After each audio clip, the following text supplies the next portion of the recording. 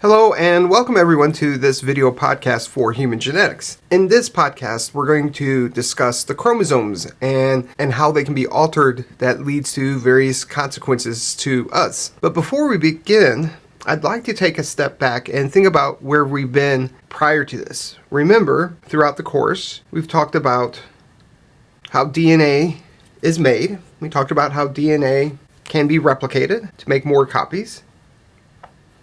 We talked about how DNA can be transcribed, and more specifically, we talked about how specific regions of DNA can be transcribed, regions that are genes.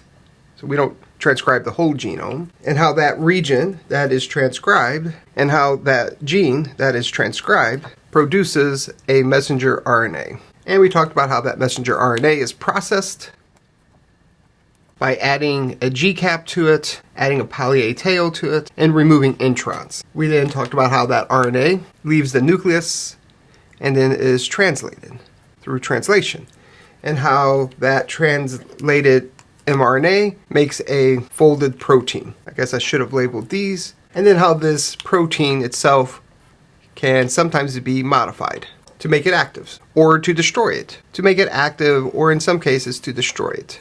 But at any rate, it can be modified. And we talked about adding phosphate groups to it, ubiquitin groups, and various others. So now this is an active protein.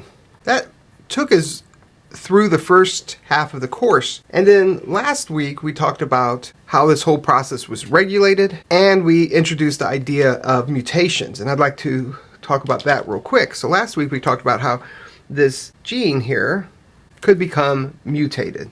And I'll just show that with a red asterisk. Now we have a mutated gene, and how that mutated gene is still transcribed to make this RNA. It's still processed to make the processed RNA, and how it is still often, depending on the kind of mutation, but for this purpose, let's say it's still translated. But because of that mutation, this protein is going to fold a little differently. Somehow or another, it's not going to be fully active. So we'll say mutated protein. And we said this mutated protein could be non-functional. We said it could be less functional, so maybe it still works, but just not as well. Sometimes mutations have no effect, we said.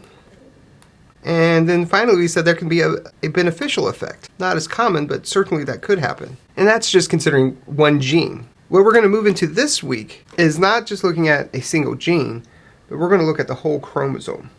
And just to remind you, that whole chromosome is nothing more than a very long and continuous piece of DNA containing many, many genes. And so this week what we're going to do is we're going to talk some basics about the chromosome, but we're also going to talk about how this chromosome can be altered. We'll talk about when we have more copies of the chromosome, of the whole chromosome, not just part of it. We'll talk about how sometimes we can have fewer copies of the chromosome. We'll talk about how sometimes the whole chromosome isn't lost or gained, but sometimes the chromosome can become shorter. We'll talk about how the chromosome can become longer. We'll talk about how the chromosome can become rearranged.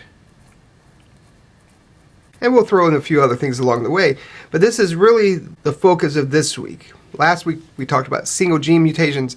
Now we're going to talk about what happens if we do something with the whole chromosome or a large part of the chromosome, where it's going to affect multiple genes and not just a single gene. So let's go ahead and get started. Let's begin this discussion with chromosome structure. Let's begin by drawing a pair of chromosomes.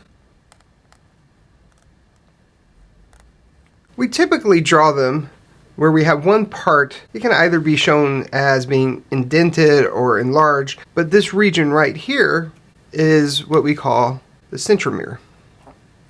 And we've mentioned this in the past, but just to remind you, this region here is gene poor, meaning there are very few genes here, really no genes. It's the site of spindle attachment. Spindles, to remind you, are the cytoskeletal components that bind to chromosomes during cell division. Centromeres are primarily heterochromatic, and I'm going to define heterochrome in just a moment, but for right now, just know that it's heterochromatic.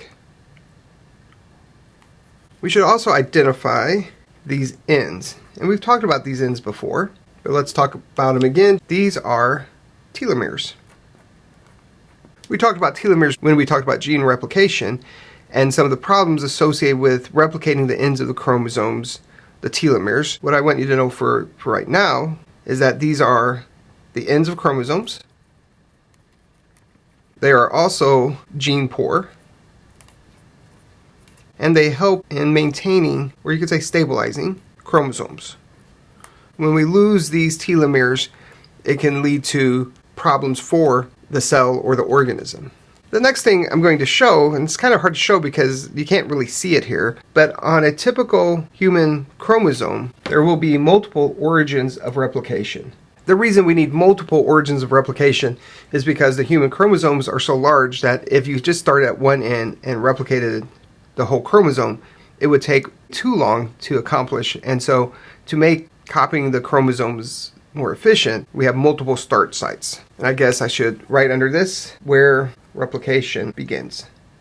On the note-taking guide, I said identify the protein coding regions. Now that's going to be different for each chromosome. But what I want to do here is just say on this particular chromosome, you would expect to find protein coding regions between the centromere and the telomere. Doesn't mean every area along here is a protein encoding gene. It just means this is where you could find protein coding regions. And just to make some room, I'm going to erase some information here. Protein coding regions, these are where genes that make messenger RNA reside. Centromeres and telomeres are what we call heterochromatic, but protein coding regions are called euchromatin, and I'll define that in a moment. The next thing from the study guide I ask you to identify are the P and the Q arms. The P arm and the Q arm are divided by the centromere, and the P arm is the shorter arm, and the Q arm is the longer arm. The last thing I ask you to identify is whether or not the chromosomes that we're looking at are in G1 or G2. And so let's think about the cell cycle real quick. That's always fun. So we have G1, S, G2, and then mitosis. These chromosomes, as I've drawn them, are in G1 because they have not copied yet. So remember, in G1, the chromosomes, which I drew here, will look like this. As they go through S phase, they're copied. So let me draw them like so. The blue ones are the original ones, and the new ones I'm going to draw in pink. And this is what exists in G2 after they've been copied in S phase. So if I were to redraw these here, I'm not going to redraw all the parts to them, but they would just be drawn like so, where the new copy is made and it's held together at the centromere.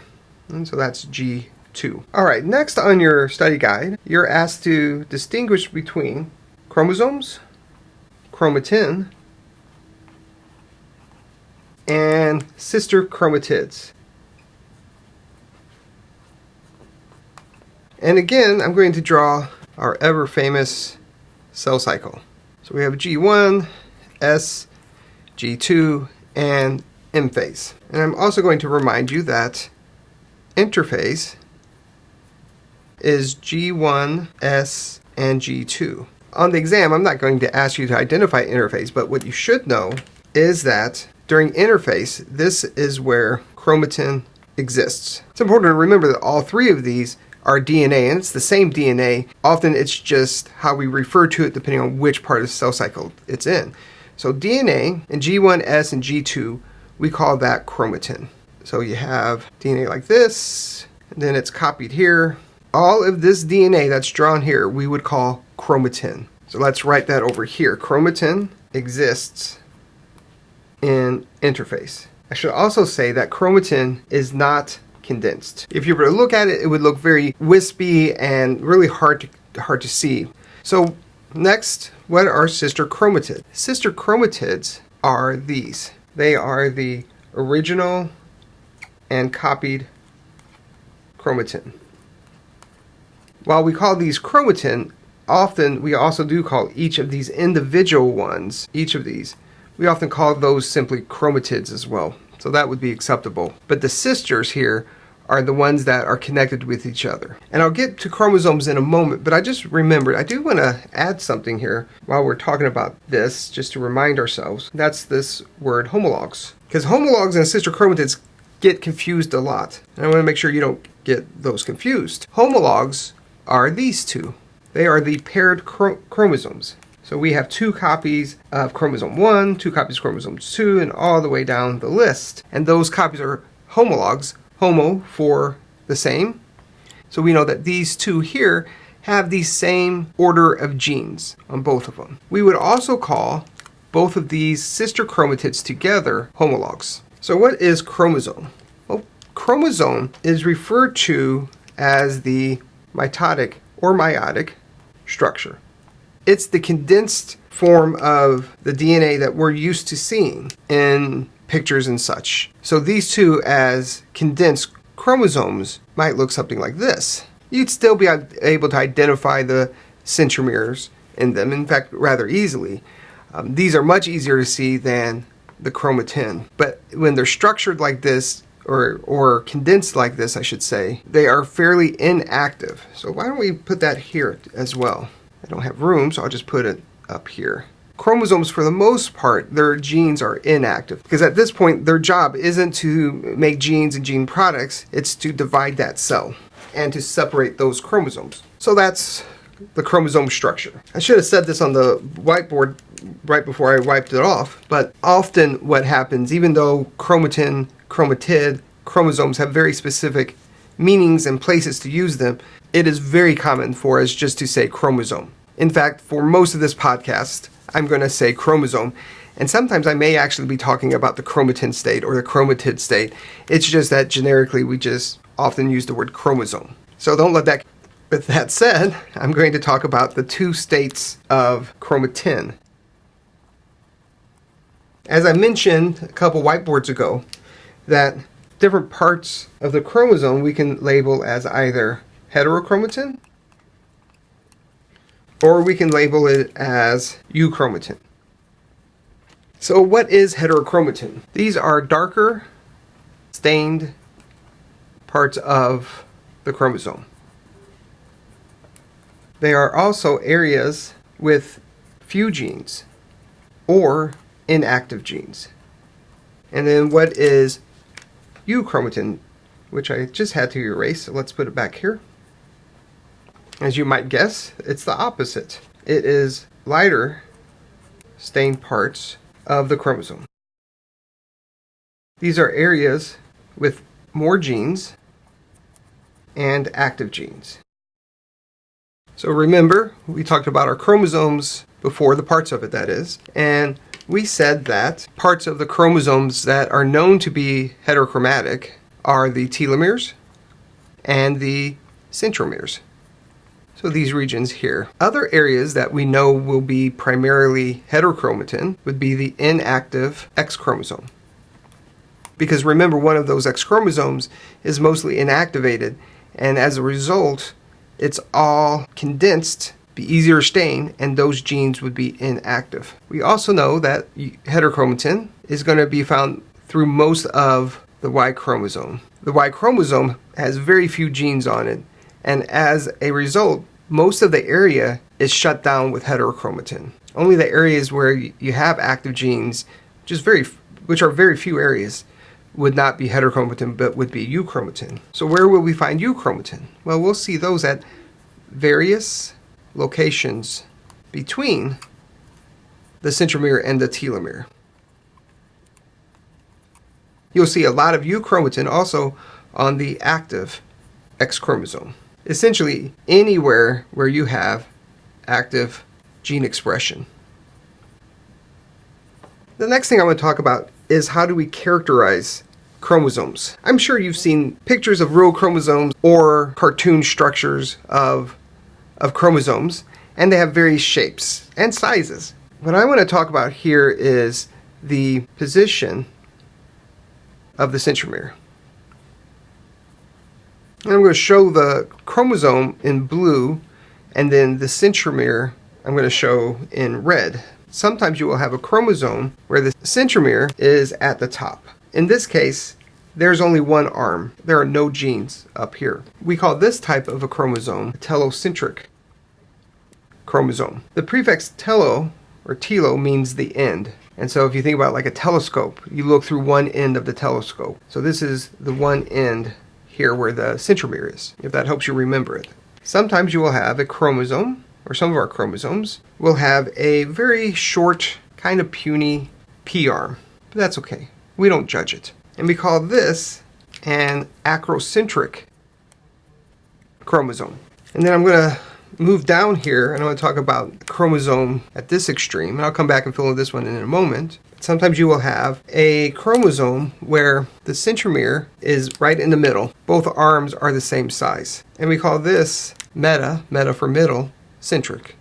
The next category is in between these two. It's when you have this centromere and you have a long Q arm, and the part on the other end, the P arm, is not quite as short as the acrocentric, and it's not quite as long as the metacentric. So it's somewhere in between. In fact, I'm going to make that even shorter, because one thing about an acrocentric centromere is that this region here usually has no genes.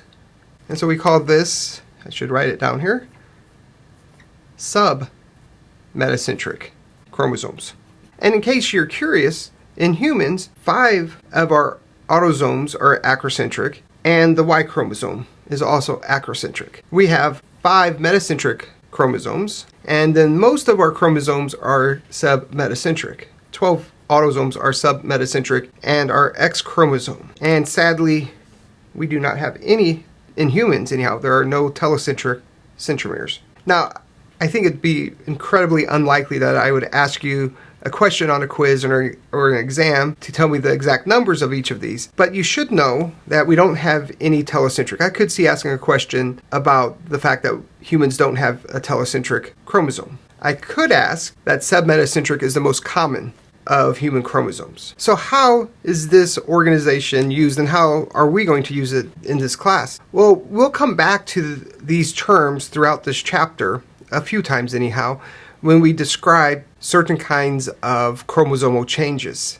Main reason I want to introduce this to you is this is how karyotypes are generated, and it's what cytogeneticists will use to help determine the presence or absence of some kind of atypical chromosome structure. So for instance, let's look at this karyotype here. A cytogeneticist would look at these two karyotypes and see if there were any differences. And what I'll tell you is over here, this one is typical. This was taken from a patient, and the chromosomes, when they come out of the cell, are kind of in this big scrambly mess like a bowl of spaghetti. And the job then is to organize them. And they're organized based upon size, because we know all chromosomes 1s should be the same size, all chromosomes 2 should be the same size, and so forth. And they're also categorized based upon the position of the centromere. This is just a way that it's easy to set up the different chromosomes so they're easy to look at. While this picture doesn't show it, chromosomes can also be stained with various dyes and fluorescent tags, which makes categorizing them on a karyotype much simpler. But a cytogeneticist will use these information, as I said before, to see if there's a presence of some kind of syndrome or disease. And as you can see here, this says Down syndrome, so that kind of gives it away. But what a cytogeneticist would do is they would look at the sizes of the chromosomes. Do they all appear to be about the same size? And they have various tools to help them measure them more than just eyeballing it. They also should only see 2 copies of each of them. Now, sometimes they might find 1 copy of one of the chromosomes instead of a 2, or in the case of Down syndrome, we see 3 copies of chromosome 21. And we'll come back to this a little bit later in a lot more detail. But for right now, in setting up what the karyotype looks like and why it's different, a cytogeneticist would immediately identify these 3 chromosome 21s and say there is a problem here, and this child is going to have Down syndrome. Well, I think this is an appropriate place to stop for this first podcast on this series of podcasts on chromosomes and chromosomal abnormalities. In this podcast, we talked about the general structure of a chromosome. We talked about the parts of a chromosome. We talked about how we could characterize a chromosome based upon its placement of the centromere. And we talked about, in a very basic sense, how cytogeneticists might use a karyotype to determine if there are any atypical chromosomes. Now, in the next podcast, we're going to talk about why a person might choose to have their chromosomes karyotyped, or why they might choose to have their child's chromosomes karyotyped. And we'll talk a little bit about how one goes about collecting samples to be karyotyped. All right, if you have any questions over this material, please let me know. If not, I'll see you on the next podcast. Bye for now.